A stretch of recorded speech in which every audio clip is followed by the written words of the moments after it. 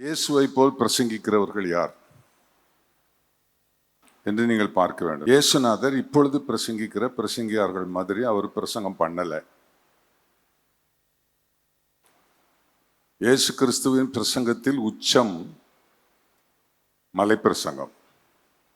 மத்தேயு 5, 6, 7 அதுல வெறும் உபதேசம்தான். அது இயேசு கிறிஸ்துவின் உபதேசம். நாம் எல்லாரும் போதகர்கள், போதிக்கிறவர்கள்.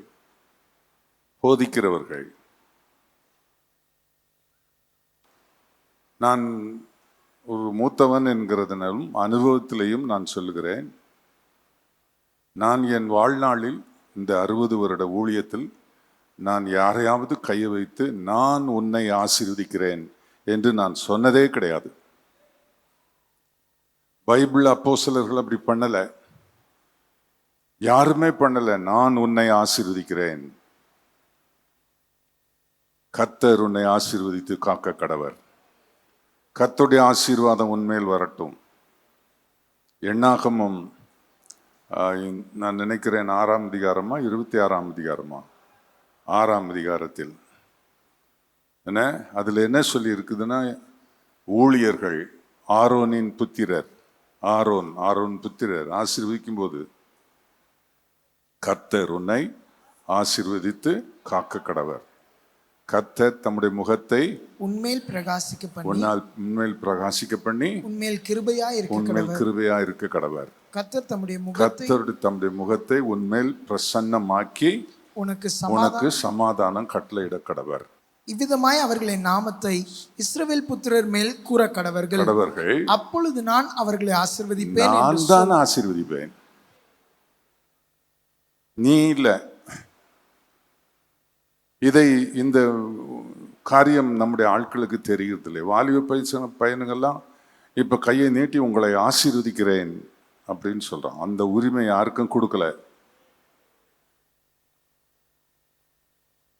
எந்த அப்போஸ்தலனும் சொல்லல.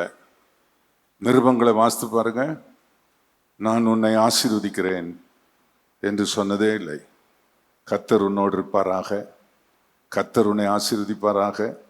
ஒவ்வொரு நிருபமும் முடியும் போது ஆண்டவர் இயேசு கிறிஸ்துவின் கிருபை உங்களோடு இருப்பதாக அப்படித்தான் சொல்லி இருக்கிறாங்க. எல்லாம் கடந்து போகக்கூடாது. வேதத்தை வாசிக்கும் போது நீங்கள் அறிந்து கொள்ள வேண்டியவற்றில் ஒன்று இது.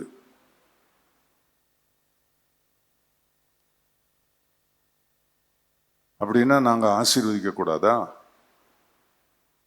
நீங்க என்ன செய்யணும்னா, கர்த்தர் உன்மேல் கிருபையா இருக்க கடவர் அப்படின்னு சொன்னா அது ஆசீர்வாதம் தான். கர்த்தர் உன்னை ஆசீர்வதிக்க கடவர், கர்த்தர் உன்னை உயர்த்த கடவர், கர்த்தர் உன்மேல் கிருபையா இருக்க கடவர். எப்படி சொல்லணும்? நான் உன்னை ஆசீர்வதிக்கிறேன் அப்படின்னு சொல்றது கொஞ்சம் அளவு கடந்த குருவுக்கு முந்தின சீசன், குருவை முந்தின சீசன் போன்ற ஒரு செயல். என்ன, ஆண்டவர் இயேசு நமக்கு உதவி செய்வாராக. இன்னொன்று நன்றாக கவனிக்க வேணும். கர்த்தர் உன்னை உயர்த்துவார், கர்த்தர் உன்னை ஆசீர்வதிப்பார், கர்த்தர் உன்னை இந்த லெவல்ல இருந்து அடுத்த லெவலுக்கு உன்னை கொண்டு போவார், கர்த்தர் உனக்கு திரளான மக்களை கொடுப்பார், கர்த்தர் உனக்கு ஒரு புதிய இடத்தை தருவார், கர்த்தர் ஒரு பெரிய சபையை உனக்கு தருவார், கர்த்தர் உன்னை முற்றிலும் அப்படி செய்வார் இப்படி செய்வார். எந்த அப்போஸ்தலர்களும் இப்படி மாத்திரம் சொல்லி பிரசங்கிக்கவில்லை. ஆனால் இன்றைக்கு நிறைய பாசிட்டிவ் ப்ரீச்சர்ஸ் ஒரு விதமான எந்த வாக்குத்தம், நீங்க வாக்குத்தத்தம் வாசித்து பாருங்க, ஒரு வாக்குத்தத்தம் கூட நிபந்தனை இல்லாத வாக்குத்தத்தம் இல்லை.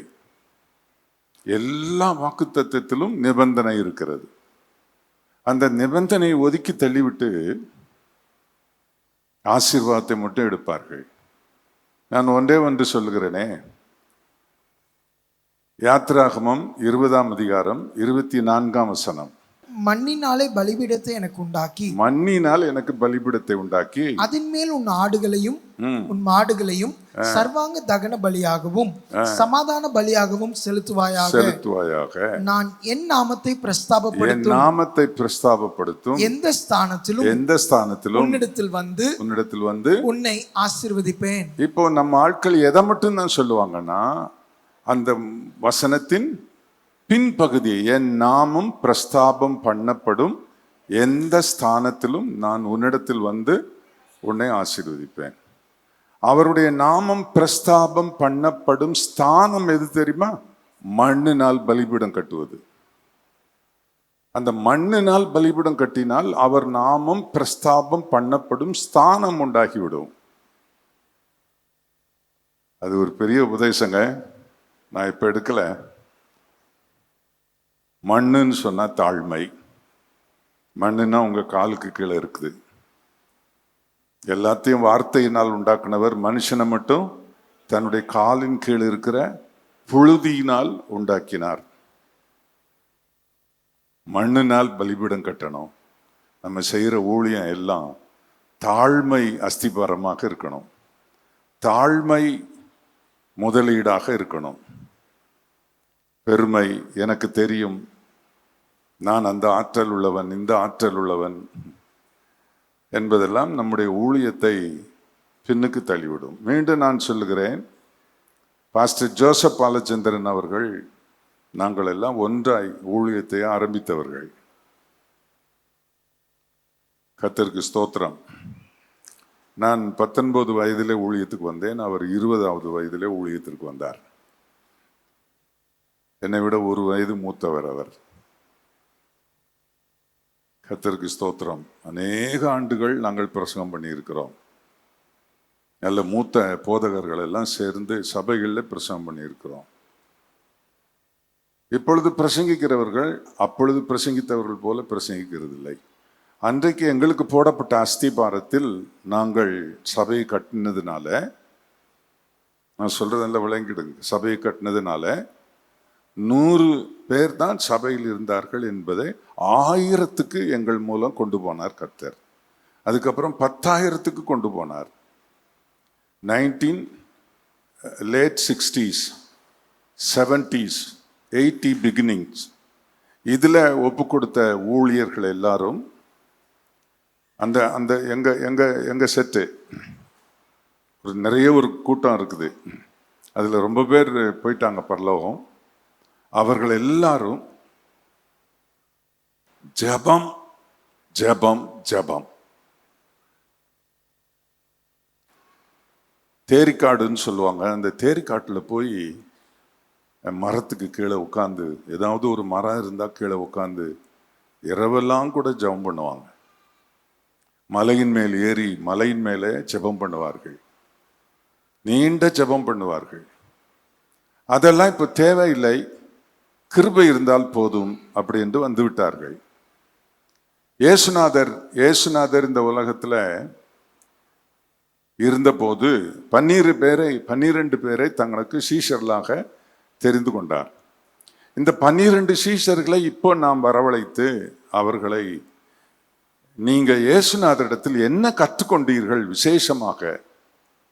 விசேஷமா நீங்க மேன்மையா ஒன்றை இயேசுவிடம் கற்றுக்கொண்டீர்கள் என்றால் அது எது? எப்ப பார்த்தாலும் ஜெபம் ஜெபம் ஜெபம் ஜெபம். அடிக்கடி எங்களை ஜெபத்தோட்டத்துக்கு கெத்செமனேக்கு கூட்டிட்டு போயிடுவாரு. இயேசு எங்களை விட்டு மலை மேல ஏறி முழுவதும் ஜெபம் பண்ணுவாரு. திடீர்னு வனாந்தரமான இடத்துக்கு போய் காலையிலிருந்து சாயங்காலம் வரைக்கும் ஜெபம் பண்ணுவாரு. ஜெபம் ஜெபம் ஜெபம். இயேசுநாதருக்கு ஜெபம் அவசியப்பட்டது, உனக்கு ஏன் அவசியம் இல்லாம போயிருச்சு? உங்களுக்கு ஏன் அவசியம் இல்லாம போயிருச்சு? ஜெபம் ஜெபம் ஜெபம்தான். நீங்கள் ஜெபத்தை செய்யாமல், அதுல விசேஷமாய் தனி ஜெபம் சேர்ந்து பிரத்யேகமான இடத்துக்கு போய் உபவாசித்து ஜெபிக்கிறது. நாங்கெல்லாம் ஊழியம் ஆரம்பிக்கும் போது 0 இருந்து ஆரம்பித்தோம். ஒரு ரூபாய் கிடையாது, ஒரு ஆத்துமா கிடையாது, ஒரு இடம் கிடையாது.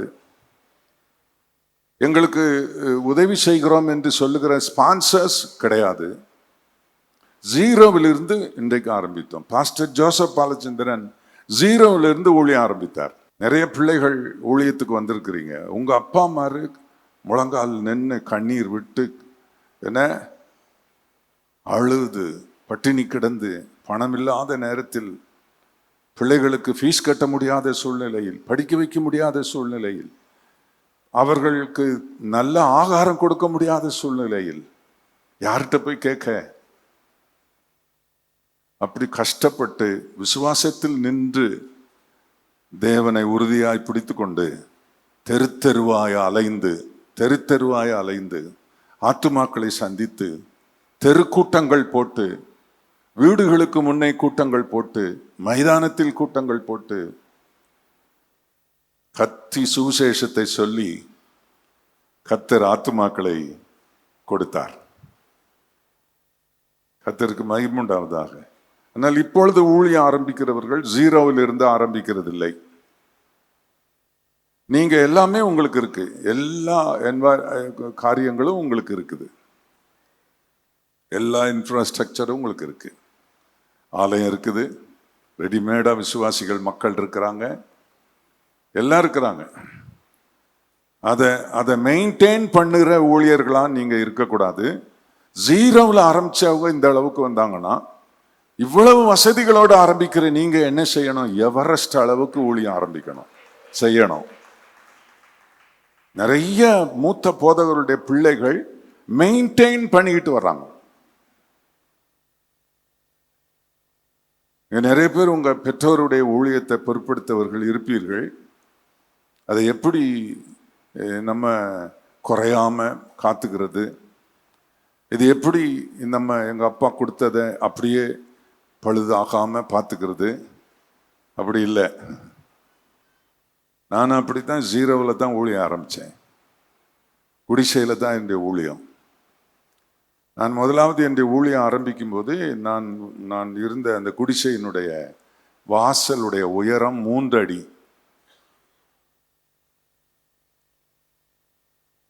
19 வயதில் ஊழியத்துக்கு ஒப்பு கொடுத்து விட்டேன். என்னை கொண்டு போய் ஒரு கிராமத்தில் விட்டு விட்டார்கள்.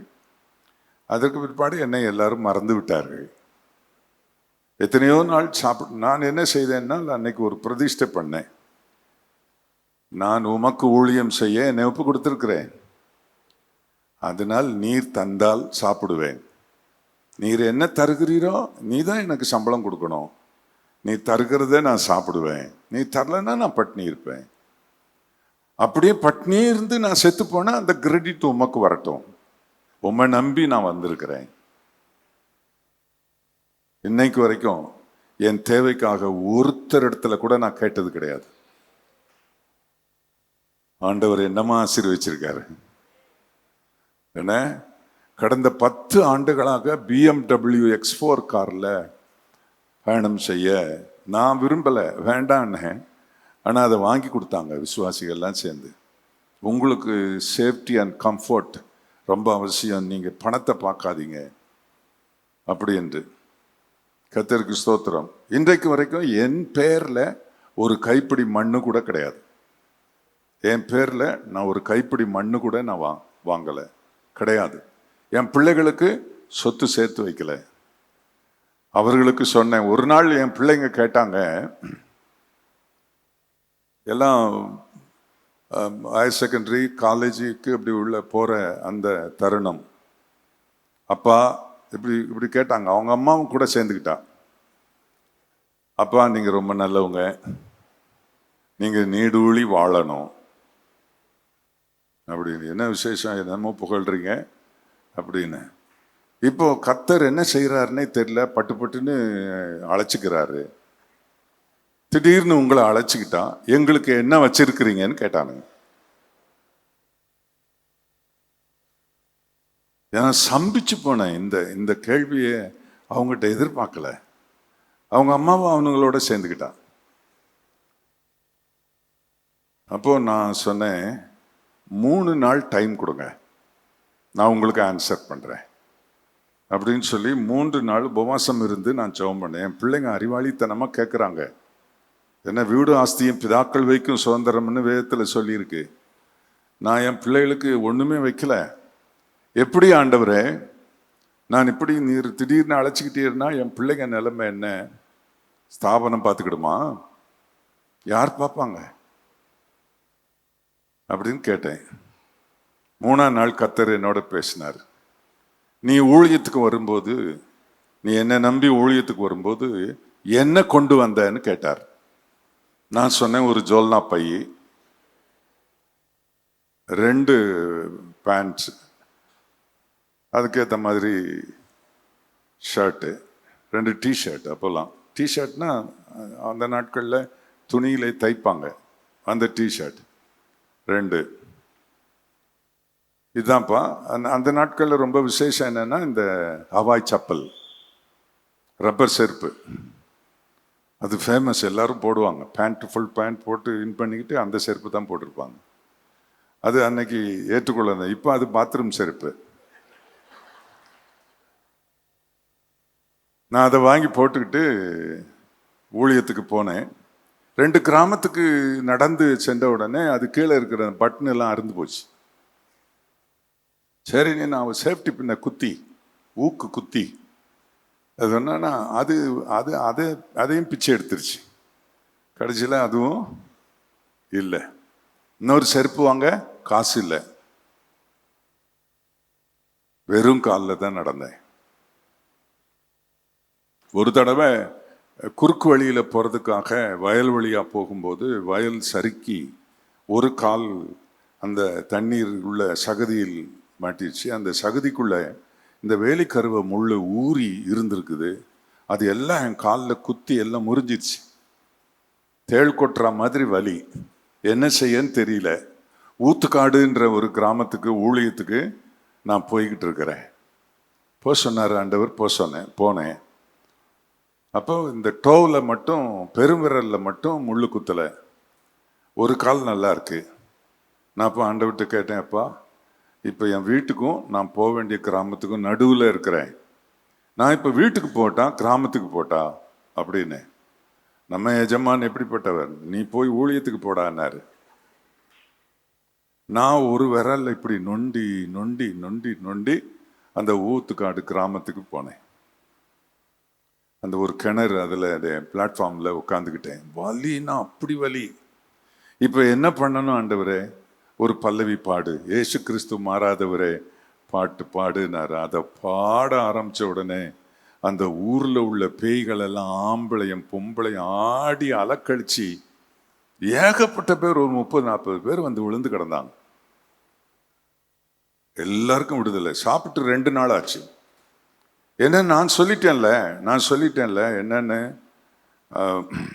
நான் யாருக்கிட்டையும் என் தேவைக்கு கேட்க மாட்டேன் அப்படின்னு நான் சொல்லிட்டேன்ல. சோப்பு வாங்க காசு இருக்காதுங்க. அங்கே பாலாத்தில் தெளிவாக ஒரு கால்வாயில் தண்ணி போகும். அந்த ஷர்ட்டை அந்த தண்ணியில் முக்கிட்டு கழுத்தில் இருக்கிற அந்த காலரில் இருக்கிற அழுக்க போக்குறதுக்கு அதில் இருக்கிற நைஸ் மணலை எடுத்து அந்த காலரில் அப்படி லைட்டாக தேய்ச்சா அழுக்கு போயிடும். சோப்பு வாங்குறதுக்கு 15 பைசா இருந்தால் வாங்கிடலாம். அது இல்லை. எல்லாரும் நான் உனக்கு உதவி செய்கிறேன், உனக்கு அப்படி செய்கிறேன், இப்படி செய்கிறேன். நாங்கள் என்னன்னு தெரியல. கர்த்தர் ஒரு டெஸ்ட் வச்சாரா? ஆமாம், டெஸ்ட் தான் வச்சாருன்னு நினைக்கிறேன். எல்லாரையும் உதவி செய்யாமல் நிறுத்திட்டா இவன் எல்லாத்தையும் கேட்குறானா பார்ப்போம் அப்படின்னு. நான் கேட்கவே இல்லை. இப்படியே சமாளித்தேன் 2 நாள். அந்த நாட்களில் 10 பைசா ஒரு இட்லி. என்ன, 10 பைசா கூட இல்லை. ஒரு ஸ்டேஜில் இருந்து அடுத்த ஸ்டேஜுக்கு போகணும் அப்படின்னா பஸ்ஸில் 10 பைசா, அதுவும் இல்லை. அதனால குறுக்க நடந்து போனோம். இப்படித்தான் எங்கள் நாட்களில் ஒன்றுமில்லாமல் ஊழியங்களை செய்தோம். கர்த்தருக்கு மகிமை உண்டாவதாக. இயேசுநாதர் என்ன சொன்னாரோ அதை அப்படியே ஃபாலோ பண்ணுறதுக்கு எங்களை ஒப்பு கொடுத்தோம். கிருபை இல்லாமல் இல்லை, கிருபை இல்லாமல் இல்லை. இயேசு கிறிஸ்து கிருபை மாத்திரம் கொடுக்கல. யோவான் சுவிசேஷம் 1ஆம் அதிகாரம் 17ஆம் வசனம் வாசித்து பார்த்தால் என்ன, நியாயப்பிரமாணம் மோசையின் மூலமாய் கொடுக்கப்பட்டது, கிருபை சத்தியமும். என்றைக்கும் கிருபைன்னு தனியா சொல்ற இடம் வெரி ஃபியூ தான். கிருபையும் சத்தியமும் இயேசு கிறிஸ்துவின் இயேசு கிறிஸ்துவின் மூலமா உண்டாயின. அப்போ இயேசு கிறிஸ்துவின் மூலமா கொடுக்கப்படுகிறது கிருபையும் சத்தியமும். சத்தியத்தை நீக்கிவிட்டு கிருபையை மட்டும் பிடித்து கொண்ட பிரசங்கிமார்களுக்கு எச்சரிப்பாக நான் சொல்லுகிறேன், சத்தியமும் கிருபையும், கிருபையும் சத்தியமும் ஒன்றை ஒன்று சந்திக்கும். இது இந்த இந்த சத்தியத்தை பிரிக்க கூடாது. சத்தியம் என்பது நாம் வாழ வேண்டிய உபதேசத்தை சொல்லும் வாக்கியம். கிருபை என்பது அபாத்திரராகிய நமக்கு தேவன் கொடுக்கிற சிலாக்கியம். கர்த்தருக்கு மகிமை உண்டாவதாக. அன்பான தேவனுடைய பிள்ளைகளே, நான் அந்த ஊர்ல போய் இவ்வளவு நடந்துச்சு. அதுக்கப்புறம் எல்லா பிசாசுகளையும் ஓடிருச்சு, எல்லாம் சுகமாய் வீட்டுக்கு போயிட்டாங்க. எனக்கு பசி, நான் தாங்க முடியாத பசி, கால் வேற முள்ளு குத்தி அப்படி வலிக்குது, என்ன செய்யன்னு தெரியல. ஒரு பக்கம் அழுக வருது, எல்லாருக்கும் முன்னால அழக்கூடாது இல்லை, எல்லாரும் அவங்கவுங்க வீட்டுக்கு போயிட்டாங்க, குடிசைகளுக்கு போயிட்டாங்க. நான் அப்படி மெதுவா நொண்டி நொண்டி நடந்து போய்கிட்டு இருந்தேன். அப்போ ஒரு பாட்டியம்மா, வயசான தாய், என்கிட்ட வந்து என் கையை பிடிச்சி, ஐயா சாப்பிட்டீங்களான்னு கேட்டாங்க. இதை கேட்கத்தானே ஆள் வேணும். ஏன்னா நானா கேட்கக்கூடாது, என்னை கேட்டாங்கன்னா நான் அமைதலா இருந்தேன். அப்போ அம்மா சொன்னாங்க வாங்கன்னு, அந்த அம்மா என்னை கையை பிடிச்சி இழுத்துட்டு போயிட்டாங்க அவங்க வீட்டுக்கு, அவங்க குடிசைக்கு. அந்த திண்ணையில உட்கார வச்சாங்க. நான் நினைச்சேன் இன்னைக்கு இந்த அம்மா நல்ல சாப்பாடு கொடுக்க போகுது, அதனால இன்னைக்கு 3 நாளைக்கு சேர்த்து செமப்பிடி பிடிச்சிடணும் அப்படின்னு நினைச்சிட்டு நான் போய் திண்ணையில உட்காந்தேன். என் கையில அந்த அம்மா ஒரு அலுமினிய சொட்டை தட்டு, புரியுதா உங்களுக்கு? இங்க இங்க அங்க எல்லாம் சொட்டைகளுக்கு இடையில கருப்பு கருப்பா இருக்கு. அதை கொண்டு வந்து அந்த அம்மா கொடுத்துச்சு. அந்த தட்டை நான் மேல கீழே பார்த்துக்கிட்டு இருக்கிறேன். எங்க குடும்பம் ஏடிஜே ஃபேமிலி, திருநெல்வேலி மாவட்டத்துலன்னா எல்லாருக்குமே தெரியும், பெரிய குடும்பம், வசதியான குடும்பம். கேட்டா உடனே பணம் அனுப்பிடுவானுங்க என் பிரதர்ஸ். ஆனா நான் இந்த தட்டை பார்த்துக்கிட்டு இருக்கேன். அந்த அம்மா என்ன பண்ணுச்சுன்னா, அந்த மினி ஃபுட்பால் சைஸ்ல ஒரு களி உருண்டை கொண்டாந்து அந்த தட்டில் வச்சிருங்க. அது அவ்வளோ வெயிட்டு. அப்ப நான் ஜெபம் பண்ணேன், அப்பா ஜெயில தான் இந்த மாதிரி களியெல்லாம் போடுவாங்கன்னு நான் கேள்விப்பட்டிருக்கேன், உமக்கு ஊழியத்துக்கு வந்தாலும் இந்த களி தானா? அந்த அம்மா சொல்லிச்சு, ஐயா அந்த அந்த களி உருண்டையில நடுவுல குழிப்பறிங்க அப்படின்னு சொல்லிச்சு. குழிப்பறிங்க ஒரு குழம்பு கொண்டு வந்துச்சு பாருங்க. அந்த குழம்புக்கு பேர் என்ன தெரியுங்களா? கச்சக்கருவாடு குழம்பு. ஏரியில பிடிச்ச கெண்ட மீனை தெருவில் காய வச்சு பானைக்குள்ள போட்டு வச்சிருப்பாங்க, வருஷக்கணக்கா கிடக்கும். அதை எடுத்து குழம்பு காசுனா 4 ஊருக்கு வீச்சம். எனக்கு இப்ப கூட அந்த வீச்சம் வருதுங்க, மென்டலி. அவ்வளவு நாட்டம் முட்டுது எனக்கு. அந்த அம்மா ஊத்திட்டு போயிட்டு, சாப்பிடுங்கய்யா, சாப்பிட்டு முடிச்சுட்டு இன்னும் தேவைன்னா நான் இன்னொரு உருண்டை கொண்டு வர்றேன் அப்படின்னு அந்த அம்மா சொல்லிச்சு. நான் அப்போ ஜெபம் பண்ணேன், என்ன ஆண்டவரே என்னை இப்படி கொண்டு வந்து விட்டுட்டியாரு, எனக்கு சாப்பாடை பார்த்தா வாந்தி வருது, எப்படிப்பா? கர்த்தர் என்ன சொன்னார் தெரியுமா? சாப்பிட்டா சாப்பிடு, இல்லட்டா பட்னியா போ அப்படின்ட்டார். ரொம்ப கஷ்டம் எனக்கு, பசி இதை விடுறதுக்கு இல்லை. அதனால கண்ணை மூடிக்கிட்டு கரைச்சி உள்ள விட்டாங்க. எப்படி சாப்பிட்டேன்னே எனக்கு தெரியாது. அடுத்த நாள் காலையில் என்ன ஸ்ட்ரென்த்து தெரியுங்களா? அதுக்கப்புறம் என்ன, போகிற ஊர்ல எல்லாம் களி, கச்சக்கருவாடு குழம்பு இருக்கவே இருக்குது, கால் இருக்கவே இருக்குது. நடந்து 110 கிராமங்கள்ல நடந்தே போய் சுவிசேஷ வேலை செய்தேன். எடுத்த உடனே மேடை பேச்சாளன் ஆகவில்லை. எந்த ஊருக்கு போறேன்னா அங்கெல்லாம் பேய் பிசாசுகள் ஓடும். ஊருக்குள்ள போயிட்டாலே போதும், ஓன்னு ஒரு கூச்சல் கேட்கும். என்னன்னா ஏதாவது ஒரு வீட்டுக்குள்ள இருக்கிற பேய் ஆடும். கர்த்தருக்கு மகிமை உண்டாவதாக.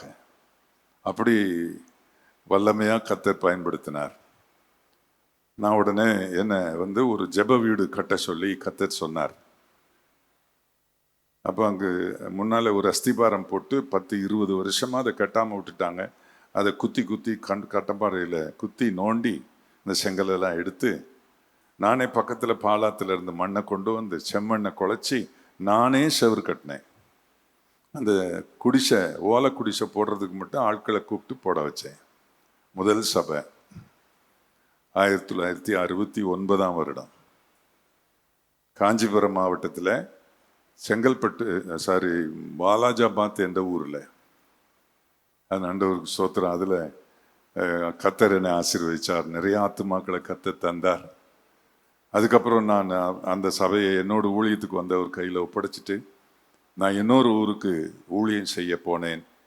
அதுக்கு பிற்பாடு சுவிசேஷகனாக பாஸ்டர் ஜோசப் பாலச்சந்திரன் அவங்க என்னை நிறைய சபைகளில் கன்வென்ஷனில் பேசுறதுக்கு என்னை எடுத்து யூஸ் பண்ணாங்க.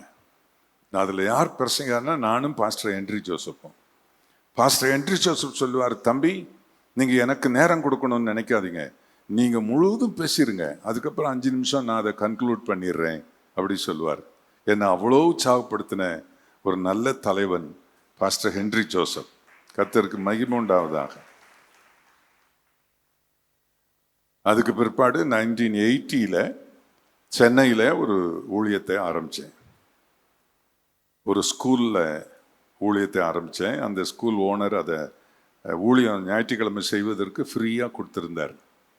8 பேர் அந்த சபையில், எல்லாமே என் குடும்பத்து மக்கள், என்னுடைய பிரதர்ஸ், என்னுடைய சிஸ்டர்லாஸ், இவங்கெல்லாம் வந்தாங்க. அதை ஜெபம் பண்ணி ஊழியத்தை ஆரம்பித்தோம். கர்த்தர் ஆசீர்வதித்தார்.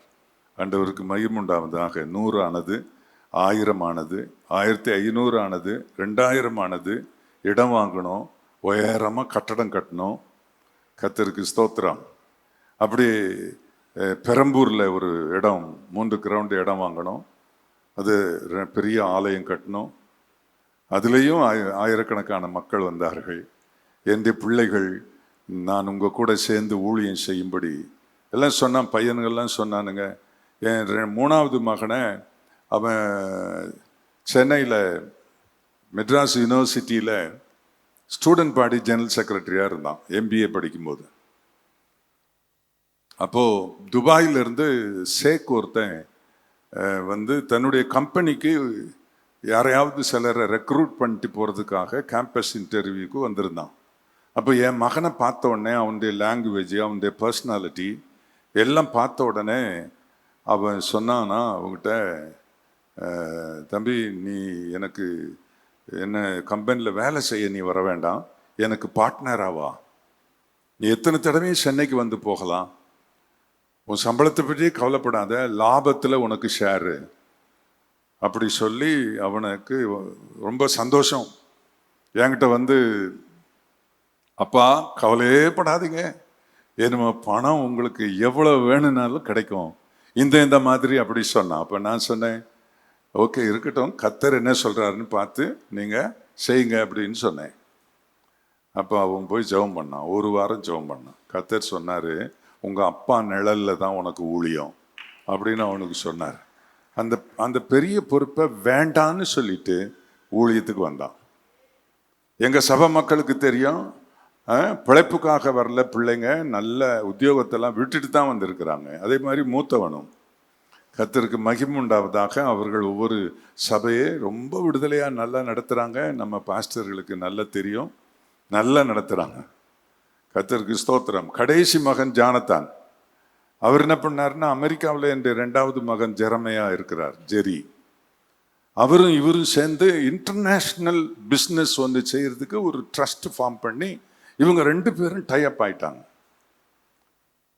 கர்த்தருக்கு ஸ்தோத்திரம். அவன் வெளிநாட்டு பிஸ்னஸ் அப்படின்ன உடனே இவனுக்கு ரொம்ப இதுவாயிடுச்சு. அப்பா இந்த மாதிரி ஜெரி அண்ணன் என்னை இன்டர்நேஷ்னல் பிஸ்னஸில் என்னை ஈடுபாடு படுத்தி நாங்கள் நிறையா பெரிய வேலையை செய்ய போகிறோம் அப்படின்னாங்க. ஜெபம் பண்ணுங்க, கர்த்தர் என்ன சொல்கிறாரோ அப்படின்னு. கர்த்தருக்கு ஸ்தோத்திரம். அவனும் இல்லைப்பா ஊழியந்தான்னு கடைசியில் ஊழியத்துக்கு வந்தான். என் கூட நல்ல ஊழியம் செய்கிறாங்க. சென்னை பட்டணத்தில் சிட்டி லிமிட்டுக்குள்ளே 3.5 ஏக்கர் நிலம் ஒன்று 2007 நாங்கள் வாங்கினோம். 3.5 ஏக்கர் நிலம் 2 கோடி தான். அந்த இடத்தை வாங்கி அதில் 18,000 சதுர அடிகள் பரப்பளவு கொண்ட ஒரு பெரிய ஆலயத்தை கட்டி இருக்கிறோம். 3000 பேர் ஒரே நேரத்தில் கூடலாம். அப்படிப்பட்ட ஆலயத்தை கட்டி வருகிறோம். அதை நானும் கடைசி மகனும் செய்து கொண்டு வருகிறோம். இதுதான் என்னுடைய கடைசி காலம் வரைக்கும் உள்ள என்னுடைய ஊழியம் அப்படி என்று நான் நினைத்து கொண்டிருக்கிறேன். நான் இயேசுவின் சீடன். கர்த்தராகிய இயேசு கிறிஸ்துவுக்கு ஊழியம் செய்வதில் எனக்கு அலாதி சந்தோஷம். நான் ஆரம்பத்தில் இயேசு கிறிஸ்துவை ஏற்றுக்கொள்ளும் போது அவர் மேல் எவ்வளவு பிரியம், இனிமை, அவரோடு கூட எவ்வளவு ஆர்வமா இருந்தேனோ அது சற்று கூட இன்றைக்கு குறையவில்லை. இன்றைக்கு வரைக்கும் அதை விட முன்ன விட அதிகமான விருப்பமும் வாஞ்சையும் இயேசுவின் மேல் எனக்கு இருக்கிறது. கர்த்தருக்கு ஸ்தோத்திரம். கொஞ்ச நாளுக்கு முந்தி நீங்க 50 வருஷத்துக்கு மேல ஊழியம் செய்துட்டீங்க. உலகத்துல சர்வீஸ் பண்றவங்க 30-35 இயர்ஸ் தான் பண்றாங்க. நீங்க 50 இயர்ஸ் சர்வீஸ் பண்ணிட்டீங்க. அதனால நீ என்ன ரெஸ்ட் எடுத்துக்கிடுங்க பாஸ்டர், உங்க பிள்ளைங்க தான் இப்போ தலையெடுத்துட்டாங்களே, நீங்க ரெஸ்ட் எடுத்துக்கிடுங்க அப்படி சொன்னாங்க. விசுவாசிகள் மூப்பர்கள் எல்லாருமே சொன்னாங்க, நீங்க ரெஸ்ட் எடுத்துக்கிடுங்க பாஸ்டர், இவங்க பார்த்துக்கிடுவாங்க அப்படின்னு. சாத்தானும் அப்படித்தான் சொன்னான். சொல்றாங்களே கேள ரெஸ்ட் எட அப்படின்னா. இப்போ அழைத்தவர் அவர் இல்லையா, அவர் உத்தரவு கேட்கணுமே. அதனால நான் ஜெபம் பண்ணி எல்லாரும் சொல்றாங்கப்பா எனக்கு கூட அப்படின்னா நல்லா தான் இருக்க மாதிரி இருக்கு, அப்படியே போகிற எல்லா இடமும் பிரசங்கம் பண்ணிட்டு ஒரு ரெஸ்பான்சிபிலிட்டிக்குள்ளே இல்லாமல் நான் அப்படி ஃப்ரீ பேர்டாக ஆயிடலான்னு நினைக்கிறேன் அப்படின்னு சொன்னேன். நல்ல ரெஸ்ட் எடுக்கலாம், நினச்சா பிரசங்கம் பண்ணலாம், இல்லைன்னா சும்மா இருக்கலாம் அப்படி சொன்னேன். அப்போ கர்த்தர் சொன்னார், நல்லா சாப்பிட்றியான்னு கேட்டார். கர்த்தர் உங்களோட பேசுகிறாரா? நானும் ஏசுநாதரும் ஆவியானவரும் ரொம்ப அளவளாவி பேசிக்கொள்வோம். அந்த அனுபவம் உங்களுக்கு இருந்தால் ரொம்ப நல்லது. இவ்வளோ கால அனுபவம் இல்லையா, 6 டெக்கேடு.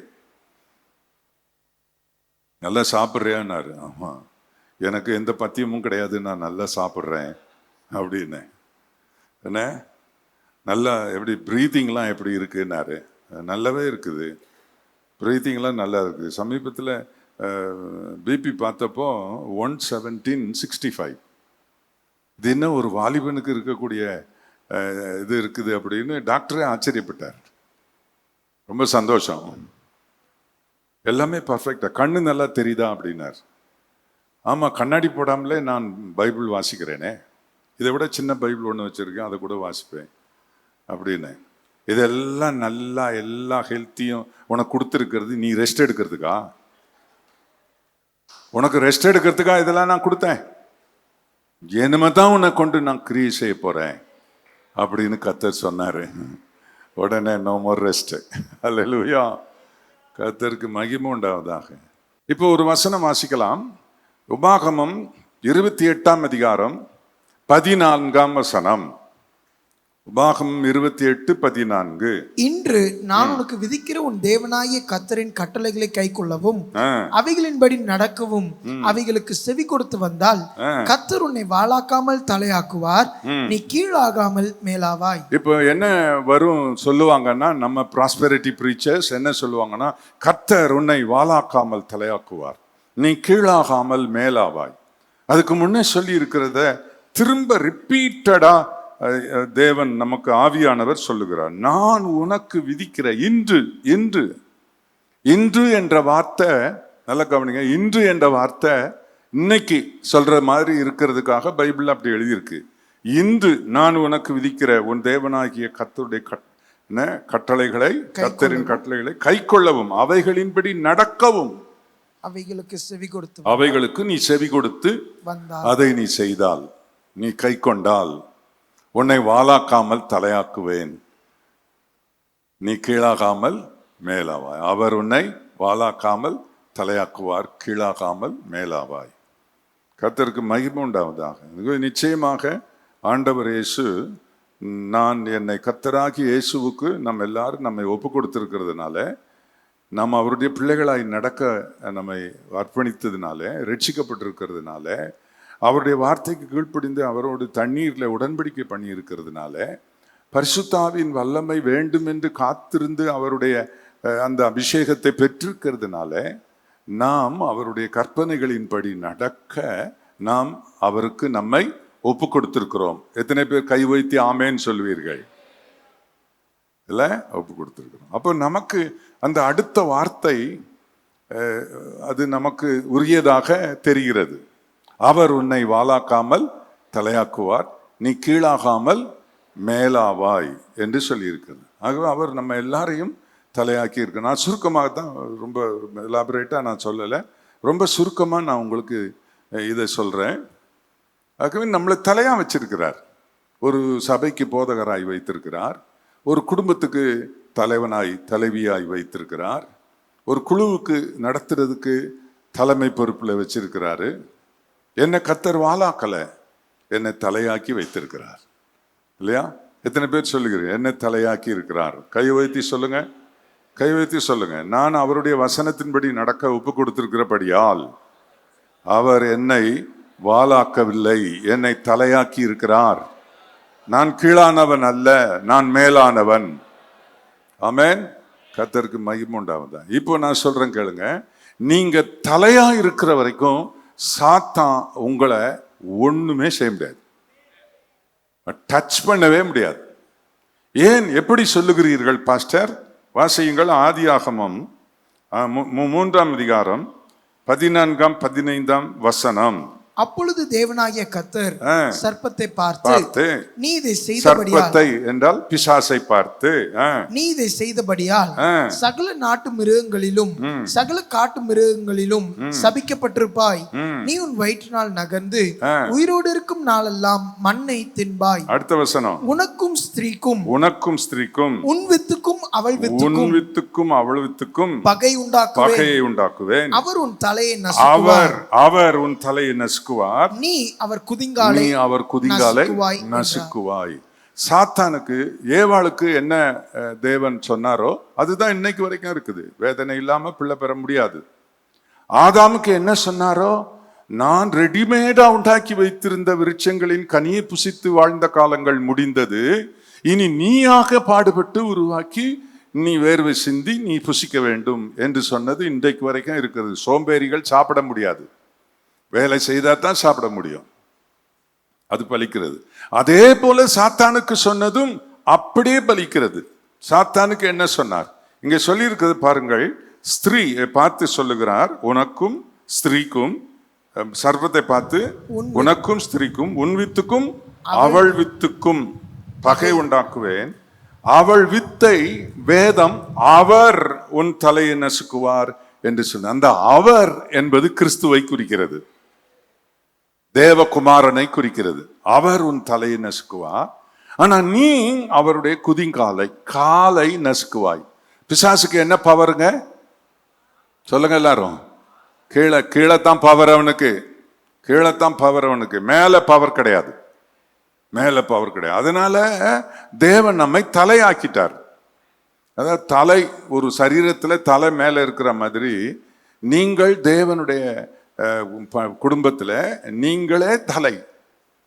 இந்த சரீரத்தை நீங்கள் ஒப்பிட்டால் உங்களை எதற்கு ஒப்பிடுகிறார்? இந்த தலைக்கு ஒப்பிடுகிறார். தலை தான் டாப்ல இருக்கு இல்லைங்களா? கால் கீழே இருக்கு, ஃபுட்டு கீழே இருக்குது, பாதம் கீழே இருக்குது. இப்ப சாத்தானுக்கு அதிகாரம் கீழே. அப்படியானால் என்ன தொட முடியாது. உங்களை எத்தனை பேர் சாத்தான் என்னை தொடுகிறது இல்லை, அவனால் தொட முடியாது, சாத்தானால் இந்த பிரச்சனை வந்தது, பிசாசு எனக்கு இந்த காரியத்தில் இந்த தீமை செய்தான் அப்படி என்று நீங்கள் சொல்லுகிறது வழக்கமாக இருக்கிறதா? பிசாசு பயங்கரமாய் போராடுகிறான் பாஸ்டர், பிசாசின் இப்படி செய்கிறான் அப்படி செய்கிறான் என்று நிறைய ஊழியர்களும் விசுவாசிகளும் பேச நான் கேட்டிருக்கிறேன். எப்படி உங்களை அவன் தொட முடிந்தது? எப்படி நீங்கள்? நான் சொல்லுகிறேன் கவனிங்கள். கர்த்தருக்கு ஸ்தோத்திரம். தலையாயிருக்கிற உன்னை என்ற கவனிக்கணும். தலையாயிருக்கிற உன்னை சில விஷயங்களை பார்க்க வைப்பான். உன்னை தலை என்கிற ஸ்தானத்தில் இருந்து கீழே இறக்கி கொண்டு வர அவன் பல உத்திகளை கையாளுவான், காண்பிப்பான். ஏவாளுக்கு அவன் காண்பித்தான். தேவன் சிருஷ்டித்த மகிமையின் பிள்ளைகளாக அவர்கள் இருந்த போது தேவன் விலக்கினதை பார்க்க அவன் சொன்னான். அதை பார் என்று சொன்னாள். பார்த்தவள் என்ன சொன்னாள்? இது இச்சிக்கப்படத்தக்க விருட்சம், புசிப்புக்கு மிகவும் அருமையா, பார்வைக்கு இன்பமானது என்று அவள் சொன்னாள். தேவன் விலக்கினதை அவன். இப்ப என்ன ஆயிடுச்சுன்னு சொன்னா, இப்படித்தான் பிசாசு நம்மை சில காரியங்களில் நம்மை சோதித்து நமக்கு சில டெம்டேஷனை கொடுத்து நம்மளை அந்த தலை என்கிற தேவன், நம்மை தலை என்கிற தேவனுடைய பிள்ளை என்கிற தேவனுடைய ஊழியக்காரன் என்கிற இந்த உயர்ந்த நிலையில் இருந்து நம்மை கீழே கீழே இழுப்பான், கீழே கொண்டு வருவான்.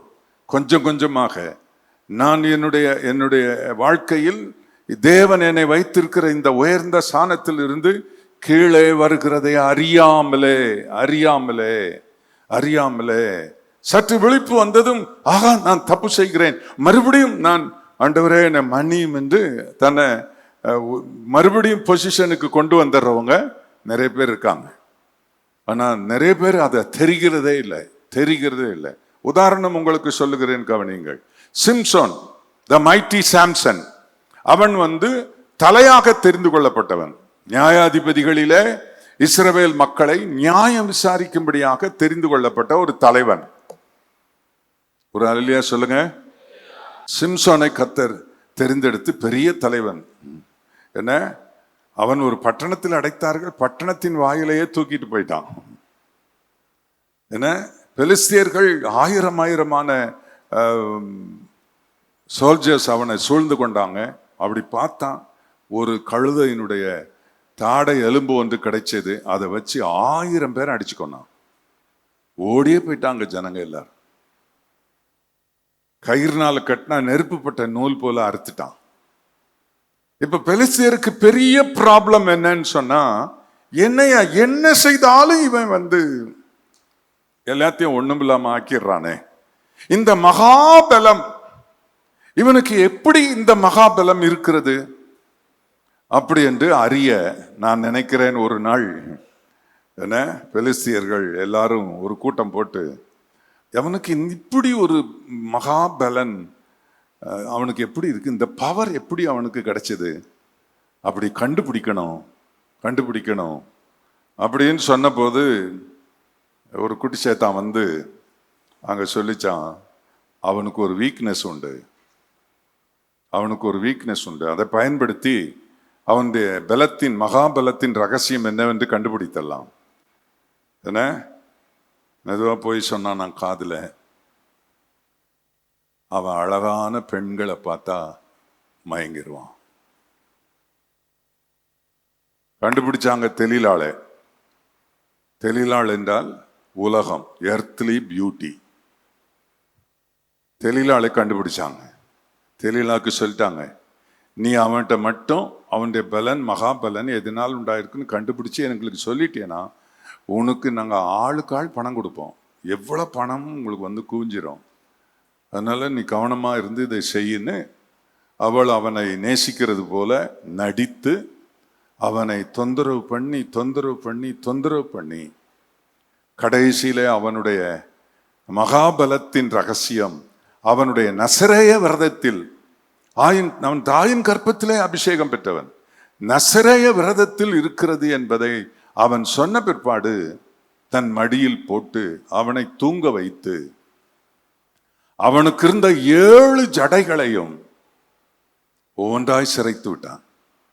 சும்மா நோவில்லாம வெளிப்பு வராதபடிக்கு அவனை படுக்க வச்சு தூங்க வச்சு என்ன ஆளை கொண்டு அப்படியே ஷேவ் பண்ணி, ஒரு ஜடைய சிரைச்சப்போ விழிப்பு வந்திருந்தா கூட என்ன, மூதேவி நீ இப்படி பண்ணியா அப்படின்னு ஓடி போய், அப்பா என்னை மன்னிச்சிருக்கப்பான்னா ஒரு ஜடை வளர்ந்துருக்கோம், திரும்பவும் தன்னுடைய பொசிஷனை ரீப்ளேஸ் பண்ணியிருக்கலாம்.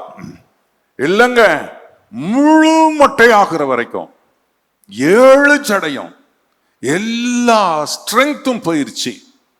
அவனுக்கு தேவன் கொடுத்த இந்த என்ன அவனுக்கு கொடுத்த வல்லமையான சக்திகள் எல்லாம் போயிருச்சு. முழு மொட்டையான பிற்பாடு, அதை வாசித்து பாருங்கள் நீங்கள் நியாயாதிபதிகளின் புஸ்தகத்துல. முழு மொட்டையான பிறகு அவனை பார்த்து அவள் சொல்லுகிறாள், தெளிலாள் சொல்லுகிறாள், சிம்சோனே உன்மேல் பெலிஸ்தர் உன்மேல் வந்து விட்டார்கள். அவன் எப்பொழுதும் போல தேவன் தன்னை விட்டு விலகினதை அறியாமல் எப்பொழுதும் போல எழும்பினான். அவனால் ஒன்றும் செய்ய முடியல. பலட்சியப்பட்டு போனான். ஒரு முறை 2 முறை அல்ல, பல முறை. தேவன் அவனுக்கு நிறைய நாட்களை நேரங்களை கொடுத்திருந்தும் அவன் பயன்படுத்தாமல் தன்னுடைய அபிஷேகத்தை இழந்தான், தன்னுடைய விரதத்தை இழந்தான், தன்னுடைய வரங்களை இழந்தான், தேவன் கொடுத்த கிருபைகளை இழந்தான், தேவனோடு இருக்கிற ஐக்கியத்தை இழந்தான், அவனுக்கு இருக்கிற அந்த தலைமைத்துவத்தை இழந்தான், தலை இருக்கிற ஸ்தானத்தை இழந்தான். பலட்சியப்பட்டு போனான். சத்துருக்கள் அவனை விலங்கிட்டு விட்டார்கள். அவன் தலையா இருக்கும் வரைக்கும், அவன் ஒரு இஸ்ரவேலின் நியாயாதிபதியாக தேவன் அவனை உயர்த்தி வைத்திருந்த அந்த தலை என்கிற ஸ்தானத்தில் இருந்து கொண்டேதான் அவன் தந்த ஸ்தானத்தை இழந்து அவன் கீழே வந்தான். தேவன் நம்மை வைத்திருக்கிற அந்த ஸ்தானத்தை, தலை உண்மைதான். நீங்க அதை நான் தலை என்று நீங்கள் ஏற்றுக்கொள்வதற்குரியதுதான். நீங்கள் தலைதான், உங்களை அவர் தலையாக்கி இருக்கிறார். ஆனால் நன்றாக கவனியுங்கள், சாத்தான தந்திரமாய் கிரியை செய்கிற இடத்தில் நாம் இருக்கிறோம். தெளிந்த புத்தி உள்ளவர்களாய் இருங்கள், விழித்திருங்கள். ஏனெனில் உங்கள் எதிராளியாகிய பிசாசானவன் கர்ச்சிக்கிற சிங்கம் போல எவனை விழுங்கலாமோ என்று வகை தேடி சுற்றி திரிகிறான். சும்மாவா அவன் உம்மை சேவிக்கிறான்? நீர் கொஞ்சம் அந்த வேலையை எடுத்து எனக்கு கொஞ்சம் வாய்ப்பு கொடுத்து பாரும், அவன் உம்மை சேவிப்பானா பார்ப்போம். கர்த்தருக்கு ஸ்தோத்திரம். யோபு தன்னை நிரூபித்தான். அவன் தன்னுடைய ஸ்தானத்தை இழந்து போகவில்லை. இரட்டத்தனையான ஆசீர்வாதத்தோடு கூட தலை நிமிர்ந்து நின்றான். கர்த்தருக்கு மகிமுண்டான். உங்களில் எத்தனை பேர் நான் சீனியர் பாஸ்டர், நான் தான் தலைமை போதகரு, நான் இந்த சபைக்கு என்ன கர்த்தர் இதில் உயர்த்தி வச்சிருக்கிறார், இட்ஸ் ஓகே, ஆண்டவர் அப்படித்தான் செய்தார். ஆனால் எந்த வகையில் நீங்கள் சோதனையை நீங்கள் ஜெயித்திருக்கிறீர்கள்? சோதனையிலே அகப்பட்டது உண்டா? நீங்கள் உங்களை சோதிச்சு பாருங்க. உங்க கையில ஒரு டிவைஸ் இருக்குது, செல்போன் ஒரு டிவைஸ் இருக்குது. அதைத்தான் தெளிலாள் என்று நீங்கள் நினைத்து கொள்ள வேண்டும். அதுதான் தெளிலாள். கவனமா இருக்கணும். நாங்க எடுத்த சர்வே படி பாஸ்டர்ஸ்ல கிட்டத்தட்ட 75% பாஸ்டர்ஸ் இந்த தெளிலாள் மடியிலே படுத்து கிடக்கிறார்கள். இங்க எத்தனை பேர் அப்படி இருக்கிறீர்கள்? எப்படி இருக்கிறீர்கள்? காலை ஜபம் செய்கிறது இல்லை. ஏன் தெரியுமா? இரவு 1 மணி வரைக்கும், 12 மணி 1 மணி வரைக்கும் அந்த தெளிலாளோடு டைம் ஸ்பெண்ட் பண்றது. தெளிலாள்னா ஒரு பெண்ணை நினைச்சிடாதீங்க, நான் செல்ல தான் சொல்றேன். ஏன்னா சென்னையில் இதை குறித்து நான் பேசிக்கிட்டு இருக்கும்போது ஒரு பாஸ்டர் உட்காந்து அழுன்னு அழுதார். எனக்கு ரொம்ப வித்தியாசமா இருந்தது. அப்போ ஒரு ஒரு ஒரு வாரம் கழித்து அவருடைய மனைவி பாஸ்டர் அம்மா வந்து சொல்லிச்சு, பாஸ்டர், என் கணவர் நான் ஒரு நாள் இரவில், நான் சொல்றேன் பாருங்க, இந்த பாசிட்டிவ் ப்ரீச்சர்ஸ் இருக்காங்க பாருங்க, இதெல்லாம் சொல்ல மாட்டாங்க. கர்த்தர் ஆசீர்வதிப்பார், உயர்த்துவார், நீ எங்கிருந்து போன உடனே உங்களை பெருசாக ஆக்கிடுவார் அப்படிலாம் சொல்லுவாங்க. அதெல்லாம் ஆவணம் அப்படின்னு சொன்னால் அந்த ஸ்தானத்தை நீங்கள் என்ன செய்யணும்? காத்துக்கொள்ளணும். ஜெப வாழ்க்கையை நீங்கள் காத்துக்கொள்ளணும். சாத்தானை ஜெயிக்கணும். அவனுக்கு எதிர்த்து நில்லுங்க, அவனை துரத்துங்கன்னு சொல்லியிருக்காரு. அவனை தோளில் கை போட்டு பக்கத்திலே கூடவே ஆளை வச்சுக்கிட்டே நீங்கள் ஜெயிக்க முடியாது. ஜெயிக்கணும், இதுதான் தேவனுடைய திட்டம். நீங்கள் தலையா இருக்கணும், அதுதான் தேவனுடைய திட்டம்.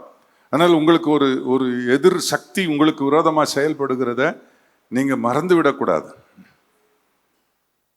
அந்த அம்மா ஒரு நாள் ராத்திரி போர்வையை போத்திக்கிட்டு ஏசி ரூம்ல அவர் இன்னும் ஏதோ முணங்கிக்கிட்டு இருந்ததை பார்த்துருக்கு. அந்த அம்மா பார்த்துட்டு, என் புருஷன் எவ்வளவு பக்தி, 12 மணிக்கு கூட கர்த்தரோட பேசிக்கிட்டு இருக்காரு அப்படின்னு. இது தினந்தோறும் அந்த அம்மா பார்த்த உடனே, புருஷன் தானே, ஒரு நாள் இந்த இவர் என்னதான் செய்கிறாருன்னு பார்க்கணும்னு சொல்லி போர்வையை கொஞ்சம் ஒதுக்கிட்டு அந்த அம்மா பார்த்துருக்கு. பார்த்தா இவருக்கு இப்போ தெரியல, அது பார்த்தா செல்போன்ல வெளியிலாளோடு நேரம் போய்கிட்டு இருக்கு. நான் விவரமா சொல்ல விரும்பல, அவங்க சொன்ன மாதிரி உங்களுக்கு சொல்ல விரும்பல.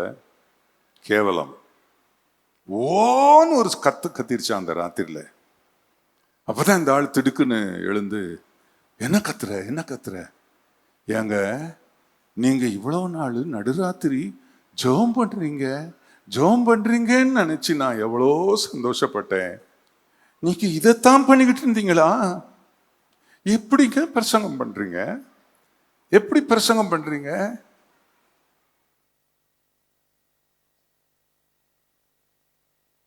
எனக்கு என்ன செய்யன்னு தெரியலன்னு அந்த அம்மா போய் மயங்கி விழுந்துருச்சான். இது ரொம்ப நாளா அவங்கள்ட்ட போயிட்டு இருக்கு. அவர் என்ன, நான் யாரையாவது டச் பண்ணேனா, நான் யாரையாவது பிசிக்கலா டச் பண்ணேனா? அப்படி இல்லை, இப்படி இல்லைன்னு தனக்குத்தானே அவர் தன்னை சப்போர்ட் பண்ணிக்கிட்டார். ஒரு நாள் இந்த மீட்டிங்க்கு வந்தப்போ நான் இதை பேசினதை கேட்ட உடனே அவரை ஆவியானவர் தொட்டார். அழுன்னு அழுதார். அன்னைக்கு ஒப்பு கொடுத்தார். வீட்டுக்கு போய் மனைவிட்ட சொன்னாராம், நிச்சயமா இனிமே நான் இந்த தவறை செய்ய மாட்டேன், என்னை ஒப்பு கொடுக்குறேன், எனக்காக நீ ஜெபம் பண்ணு. அதுக்கப்புறம் சில மாதங்கள் கழித்து அந்த அம்மா எங்ககிட்ட வந்து இந்த விஷயத்த சொன்னாங்க. கர்த்தருக்கு மகிமை உண்டாவதாக அந்த சகோதரன் எல்லாத்தையும் விட்டு நல்லா ஜெப வாழ்க்கையை புதுப்பித்து தன்னுடைய பாவங்களை அறிக்கை செய்து நல்ல சிறந்த பிரசங்கியாரா நல்ல சபையை இன்றைக்கு நடத்திக்கிட்டு இருக்கிறார். நீங்கள் தலையென்கிற ஸ்தானத்திலிருந்து உங்களை சாத்தான் என்ன வகையில கீழே கொண்டு வருகிறான் என்பதை நீங்கள் விழிப்புள்ளவர்களாய் புரிந்து கொள்ள வேண்டும். பிசாசின் தந்திரங்களோடு எதிர்த்து நிற்க திராணி உள்ளவர்களாக இருக்க வேண்டும். அவனுடைய தந்திரங்களோடு நீங்கள் போயிடக்கூடாது, கவனமாக இருக்கணும். நாங்க இந்த மாதிரி அக்லி திங்ஸ் பார்க்கறது இல்லை, ஆனா நாங்க இந்த மாதிரி இந்த பார்க்கிறோம் அதை பார்க்கிறோம் அப்படின்னு சொல்லி செல்லோட அவர்ஸ் டுகெதர் பாஸ்டர் சொர்ணராஜ் அப்படின்னு போட்டீங்கன்னா நூற்றுக்கணக்கான பிரசங்கம் வரும். ஒரு பிரசங்கத்தை பார்க்கணும், பக்கத்துல இன்னொன்னு வரும், அதுதான் கூகுள். இன்னொன்னு வரும். இது என்ன பாஸ்டர் பிரசங்கத்துக்கு தானே நம்ம இதை டச் பண்ணோம், இது என்ன புதுசா வந்திருக்குது, அது என்னன்னு டச் பண்ணுவோம்னு அப்படி டச் பண்ணியா, அவ்வளவுதாங்க. அப்புறம் உணர்வு எப்போ வந்துச்சு தெரியுங்களா? 3 hours கழிச்சு அது அப்படியே உள்ள கொண்டு போயிடுச்சு. One after another. சாத்தான் உங்களை தலை என்கிற ஸ்தானத்தில் இருந்து கீழாக கொண்டு வருவதற்கு பல தந்திரங்களை வைத்திருக்கிறான். உன் கண்ணுக்கு இனிமையான காட்சியை காட்டுவான், உன் கண்ணை பார்க்க சொல்லி சொல்லுவான். இங்க இருக்கிற வாலிப பிள்ளைகள், இங்க இருக்கிற ஊழியர்கள், நீங்கள் எல்லாரும் பிசாசு உங்களை எந்த அளவுக்கு கீழே இறக்கி இருக்கிறான் என்று பாருங்கள். அந்த அளவுல மனம் திரும்புங்கள். எந்த நிலைமையில் இருந்து விழுந்தாய் என்று பார்த்து மனம் திரும்ப, இல்லாவிட்டால் மனம் திரும்பி உங்க பொசிஷனுக்கு வந்துருங்க. இயேசு மன்னிக்கிறவர், அவர் தண்டிக்கிறவர் அல்ல. மனம் திரும்பினா ஏற்றுக்கொள்வாருங்க. மனம் திரும்பும் உள்ளம் அவருக்கு ரொம்ப பிடிக்கும். நீங்க மறுபடியும் அந்த ஸ்தானத்துக்கு வந்து நல்லா ஜெபம் பண்ணீங்கன்னா நம்ம பாஸ்டர் சொன்னபடி உங்களுடைய ஊழியம் சிறப்பாக இருக்கும், வளரும். உங்களால நிறைய பெரிய காரியங்களை செய்ய கர்த்தர் நிச்சயமா உங்களுக்கு உதவி செய்வார். கர்த்தருக்கு மகிமை உண்டாவதா. அதனால இன்னைக்கு உங்களுக்கு சொல்லப்படுகிற இந்த வார்த்தையை நீங்கள் ஏற்றுக்கொண்டு நீங்கள் தலையா இருக்கிறீர்களா? அந்த தலை என்கிற ஸ்தானத்தை நீங்கள் காத்து கொண்டிருக்கிறீர்களா? அவர் உங்களை தலையாக்கினார், அது உண்மைதான். நீங்க கீழே வரலையா? இல்லை பாஸ்டர். இப்போ இன்றைக்கு கர்த்தர் உங்களை ஆசீர்வதிக்கிறார். மறுபடியும் இயேசு இப்போ இந்த பிரசங்கம் கேட்டுக்கிட்டு இருக்கும்போதே நீங்கள் சின்சியர் உண்மையான மேன் ஆஃப் காடா உமன் ஆஃப் காடா நீங்கள் இருந்தீங்கன்னா உங்களுக்குள்ள ஆவியானவர் கிரியை செய்திருப்பார். நீங்கள் இப்போ உங்களை அவரோட ரெக்கன்சைல் பண்ணீங்க அப்படின்னு சொன்னால் உங்க இப்போவே மறுபடியும் உங்களை ரீப்ளேஸ் பண்ணிடுவார். கர்த்தர் உனக்கு கொடுத்த அந்த ஸ்தானத்தில் உன்னை ஆக்கிடுவார். இதுக்கு பிற்பாடு நீங்கள் ஜெபிக்கிறது, நீங்கள் செய்கிறது தவறுகளை காம்ப்ரமைஸ் பண்ணக்கூடாது, தவறுகளை விட்டுவோங்க. இதுதான் இயேசு கிறிஸ்துவின் பிரசங்கம், இதுதான் அப்போஸ்தலர்களின் பிரசங்கம். தேவன் நமக்கு கொடுத்திருக்கிற இந்த உன்னதமான அனுபவத்தை நீங்கள் காத்துக்கொண்டால் நிச்சயமாய் வீர தீர காரியங்களை தேவன் உங்களை கொண்டு செய்ய வைப்பார், நிச்சயமா செய்ய வைப்பார். கர்த்தருக்கு ஸ்தோத்திரம். உங்களை ஒப்பு கொடுத்து ஜெபம் பண்ணுங்க. கர்த்தருக்கு ஸ்தோத்திரம். நீ ஒரு நாள் ஆண்டவர் இயேசுவை ஏற்றுக்கொண்டு, இயேசுவே நீர் எனக்கு வேண்டும், நான் உம்முடைய பிள்ளையாய் நான் வாழ்வேன். அவர் உன்னை ஊழியக்காரனாக உயர்த்தி உன்னை தலையாக்கி உன்னை உயர்ந்த ஸ்தானத்தில் வைத்திருக்கிறார். உண்மைதான். கர்த்தருக்கு ஸ்தோத்திரம். நீ தலையாக இருக்கிற ஸ்தானத்தை நீ காத்து கொள்ளுகிற வரைக்கும் எந்த சாத்தானும் உன்னை ஒன்றும் செய்ய மாட்டான். தேவன் பிசாசுக்கு அதிகாரம் கீழே தான் கொடுத்திருக்கிறார், கீழே தான் கொடுத்திருக்கிறார்.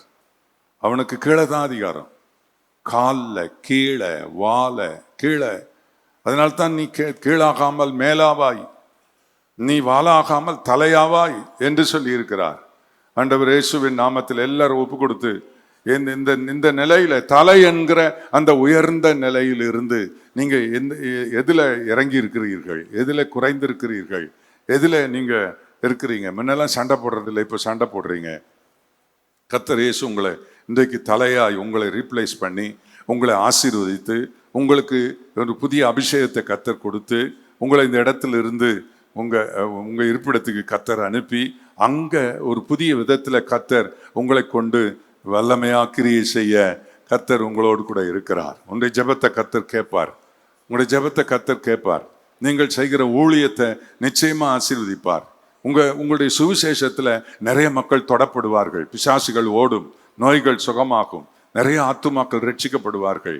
நிறைய ஆத்துமாக்கள் உங்களுடைய ஞானசான தொட்டி, காஞ்சி போய் கிடக்கிற ஞானசான தொட்டியில நிச்சயமாக டபுள் டிஜிட்ல, ட்ரிபிள் டிஜிட்ல ஞானசானம் எடுக்கும்படி கர்த்தர் கிரியை செய்வார். ஹல்லேலூயா.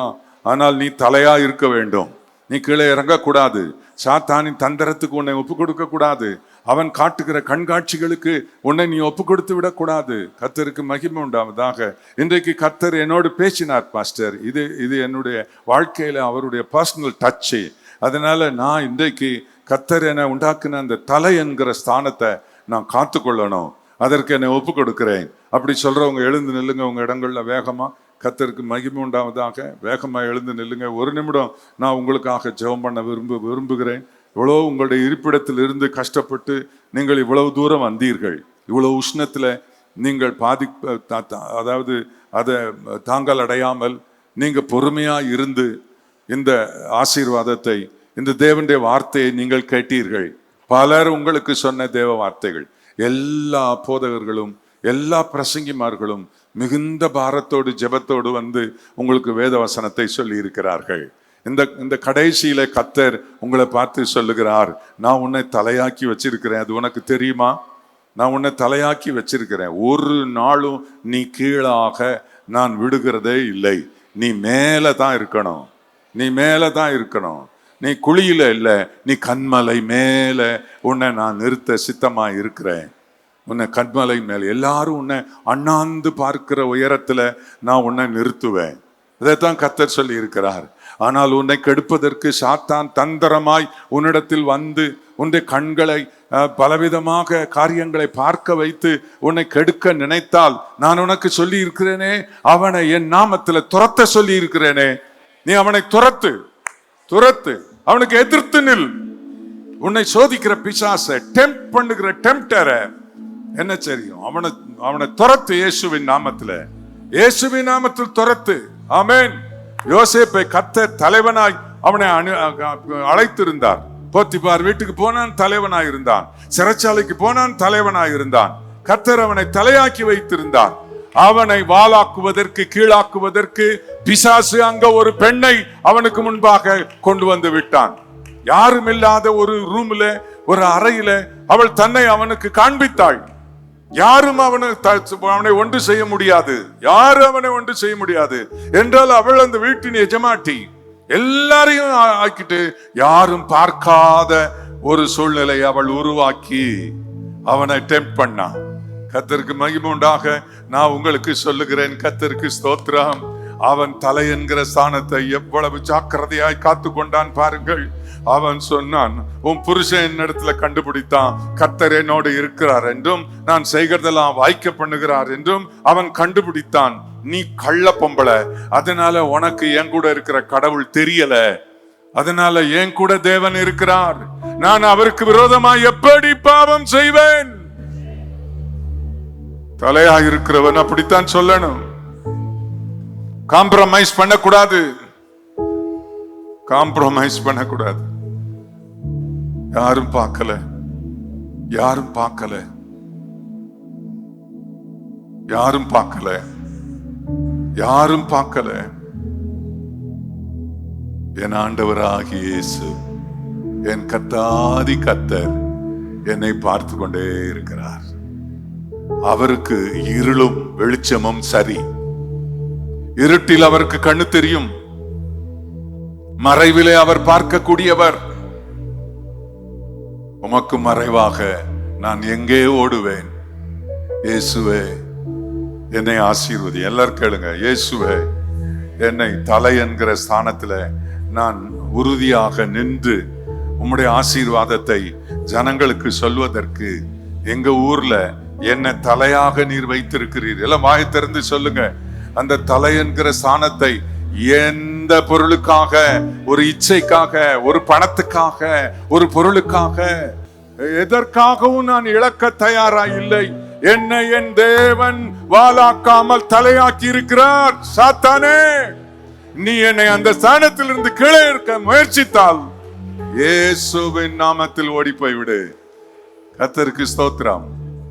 நிச்சயமா இந்த காரியத்தை நீங்க கை கொண்டா, நிச்சயமா இந்த முகாம் முடிந்து நீங்க வீட்டுக்கு போகும்போது இந்த ஜபம், இந்த காத்துக்கொள்ளுதல் இருந்தால் உங்க ஊழியத்துல தேவன் பெரிய காரியங்களை செய்வார்.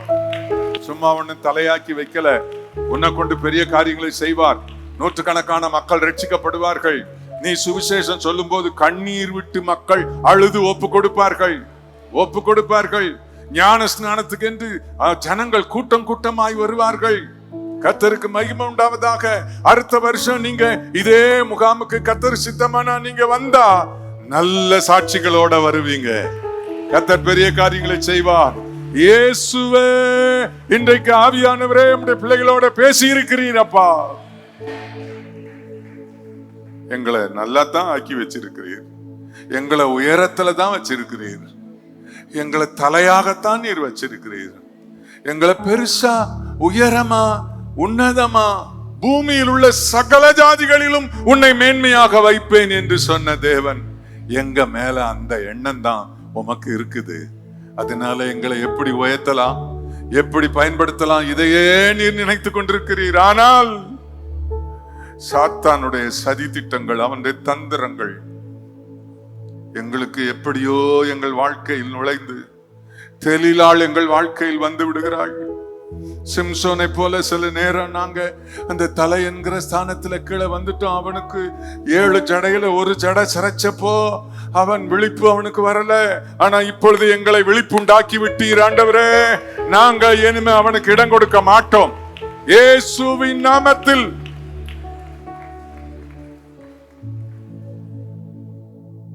என்று நாங்கள் எங்களை ஒப்பு கொடுக்கிறோம். அப்பா, உம்முடைய பிள்ளைகளை ஆசீர்வதிங்க.